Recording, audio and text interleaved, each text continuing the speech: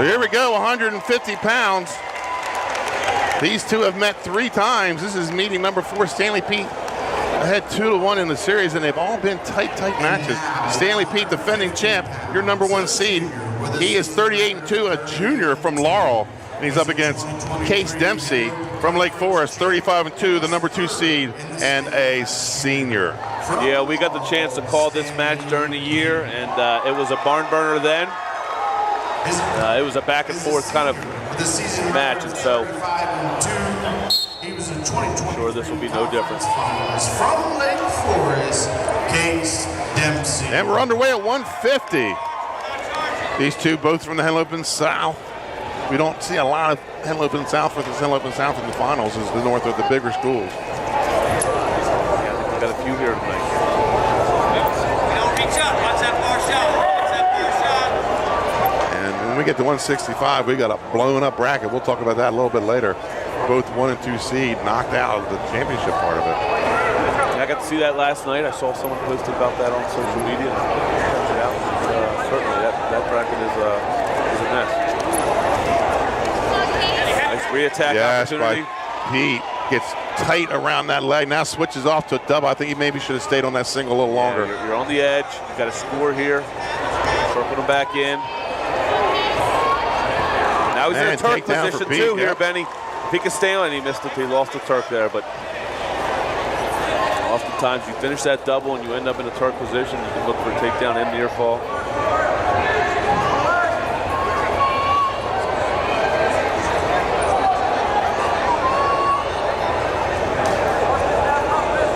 Both of these teams made semifinal appearances this year. Coaches who invest a lot in their youth programs. We got to call the conference championship match this year. That was a barn burner. Yes, it was. Came down to the very last match, if I remember correctly. Now Pete's got to be careful. He'll drop down that leg. Probably get a stalemate first. Yeah, referees will typically give you one stalemate, and then you do it again. And there it is. There's a stalemate with 13 seconds. So you got to be careful. I call it the jawbone where you drop down, get that leg, and but you got to improve from there. You got to advance the position.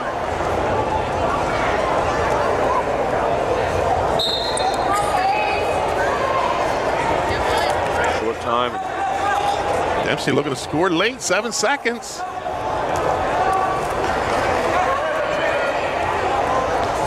And time's going to run out. We go to the second period. Stanley Pete with a 2-0 lead.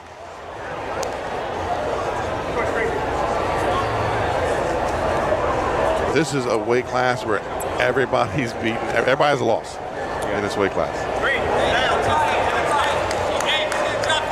So tomorrow will be fun for the seeding committee. These guys have been 1 and 2 most of the year in the rankings. And everyone got a caution on Pete, dropping on top there, hanging the head. And this is a kid, Stanley Pete, that kind of changed a little bit of everything. I remember back in like 8th or 9th grade, he was diagnosed with diabetes and went from cutting weight to dieting and lifting and getting strong. You can just tell he spends a lot of time in the weight room. And he also, with all that, he picked up a faster pace. Yeah.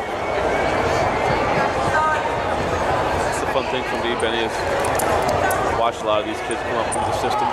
Homegrown, a lot of these homegrown kids.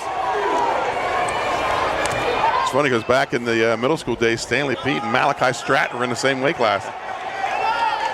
Not anymore. I don't know if you remember the whole Stanley Pete blood time last year. This is actually blood green. Yeah, this is blood green. So far, so good. Yep. Blood on red too.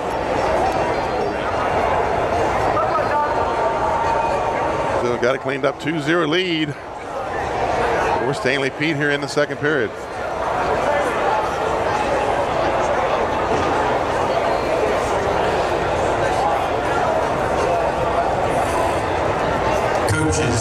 Dan, your most memorable memory, either as a coach or as a wrestler, in the Henlopen Conference? Man, I had a wrestler by the name of Jackson Dean. Yeah, he was here today. As a freshman. He was wrestling defending state champ in the conference tournament, Greg Baum, and they going back and forth and battled off a significant amount of points as a freshman, and that was a big one. And I also had a young man named Kevin Hudson that had a pretty epic heavyweight final as well against Chris Diaz. Yeah. Skate for Dempsey. It's 2-1 here in the second period with 1:15 to go. Yeah, those two good. Kevin Hudson now an assistant at Caesar Rodney. Jackson Dean is wrestling tomorrow at the National Collegiate Open in Smyrna. So those Delaware wrestling fans who haven't had enough yet, get to Smyrna tomorrow and watch some of the best unattached college wrestlers in the country. It's going to be a great day of wrestling. And there's a nice high crotch attempt here. Jackson wrestling for the University of Pennsylvania. Switches double again. Nice lift. Oh. Takedown. Pete goes up 4-1. You know, Benny, you talked about this earlier, that high crotch is, it's the fine line of when do I switch off to the double, when can I transfer that weight, and the first time he switched off, it was a little late. This time was perfect. He had a good lift and just split his legs and talked about that some near fall as well. I can see where they're As we said, Sussex Central has wrapped up the team title. And they did that earlier. Solid team this year. It was a solid team. Yeah, they've really put together a great season of wrestling, and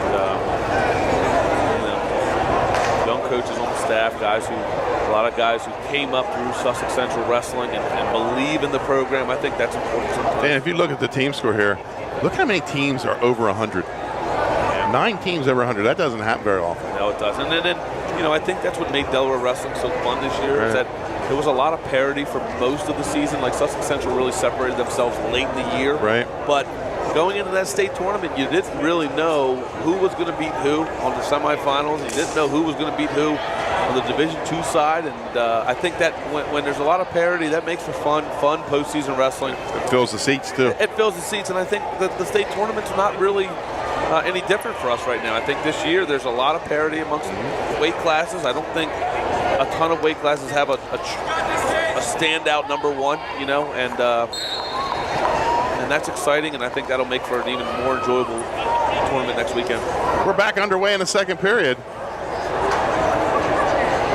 Under 30 to go here. 4-1 lead for Stanley Pete in the red for the Laurel Bulldogs. Big lift, mat return, and that'll take a little sting out of you. Yeah, but he did a great job of what we call cat to the mat, where you kind of recover quickly and don't get elongated. Bring your knees in and watch for locked hands here. Make sure we don't lock our hands.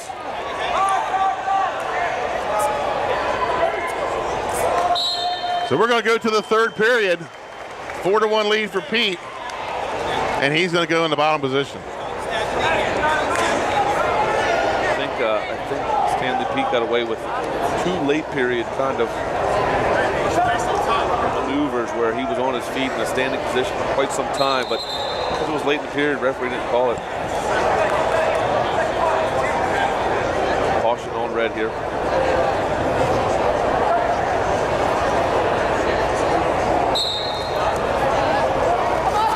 Underway here in the third period.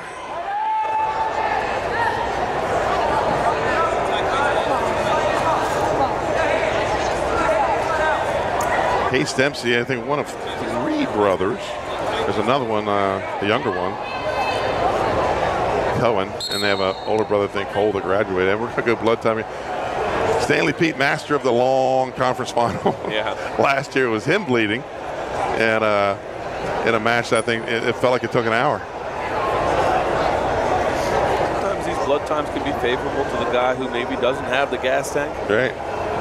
So if you're the guy that does have the gas tank, you want to move these along as fast as possible, get that match started again, get back out there. Coming up after this, we're having another exciting Laurel Lake Forest matchup with defending state champ Nuruddin Ahmad Stats. And Xavier Limehouse, just a great athlete, 2-time All-State football player, All-State in 3 positions this year. Offense, defense, and special teams. That is exceptional. And then, again, we got a chance to call that match during the year, and an overtime takedown by Limehouse. Yep. What a great match that was, and I was looking forward to that one as well. Oh, they gave him the old tape job all the way around the head. Yep. That will constrict your breathing a little bit. Yep, you're going to be breathing out your mouth now. That's right. And we've got a caution on top. Again, you're watching the Henlopen Conference Champions, the final round, produced by the Sussex Central Athletic live stream crew. Jeff Stevenson on the computers. Now I'm Benny Mitchell, and he's Dan Rigby. And we're minute 25 to go here in the third period. 4-1 lead for Pete on bottom. He's got to get that chest off the mat, Dan. We talked about this in the dual meet. Yeah, and Dempsey has a pretty tight arm bar here, pretty deep arm bar. Let's see if he can do anything with it. I think there was an opportunity in the match where he got him going and couldn't finish. You're down 3. You have an ideal situation here, and that's very similar to what happened in the duel. We're going to get a potentially dangerous, and that's I'm not sure about. Yeah, that's tough. Obviously, your athlete safety is number 1. 102 on the clock. And it's your job as the athlete to make sure that you don't get called for that. You don't know if you'll get to that situation again. Under a minute to go. Lake Forest fans are starting the stall call chant. Yeah, and at this point, Pete doesn't have a stall against him. No. He's got one to burn for sure.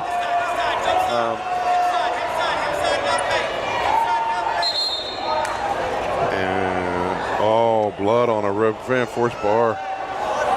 Yeah, that's tough, man. And they're both bleeding. They're both bleeding. This one might take a little longer. You can call the blood time. I'm not sure. Can you call it on both?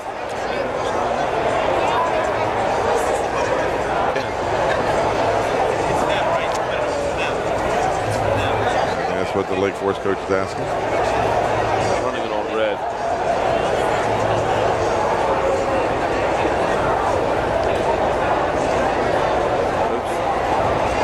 Gets 5 minutes of blood time. If you were to expire that 5 minutes, then you would. Seen it happen, but I saw it happen when it was 2 minutes. Yeah. Then they extended it to 5. That's why the Lake Forest coach was asking who the blood time was called on.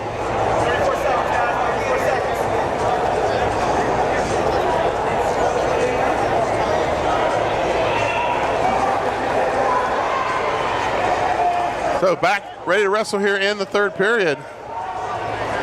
4-1 lead for Stanley Pete, 34 to go in the match. See if we can finish the match with no more blood time. Pete, switch attempt, re-switch by Dempsey. Pete comes out of it with a leg. Under 20 to go. Pete, I'm going to hold there and just keep good position. And he gets the reversal, goes up 6-1.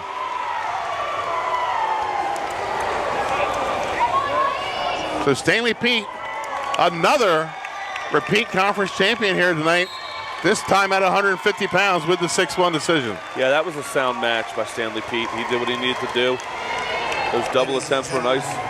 This is Stanley Pete Navarro's 100th career. And he gets his 100th win. Win at the Henlopen Conference Championship. That is cool.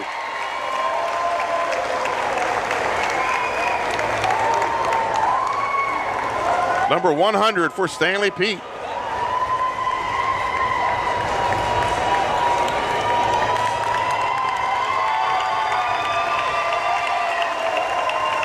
That's a great accomplishment. 100 wins, Henlopen Conference Championship. 2-time Henlopen Conference champion. I think that's our third one tonight, or the fourth one tonight. Fourth repeat champion. Folks, buckle your seatbelts. Here we go, 157 pounds. These guys are 1-1 versus each other.